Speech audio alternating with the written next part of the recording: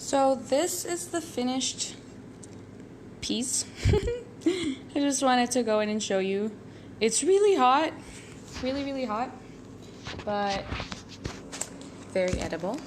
So, oh my god, I've already tried like one bite of it and it was so creamy and rich and like warm. It reminds me of my childhood, reminds me of my mom's spaghetti. Let's give it a try.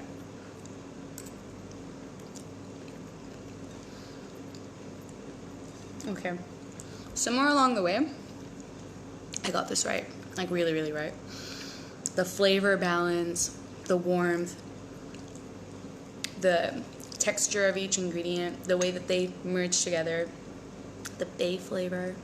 So there you have it. That is vegan spaghetti with what I could find around the house, and I will leave the recipe for you guys later, but basically after I devour it. So thank you for sharing this experience with me. I wish I could get it to your mouth.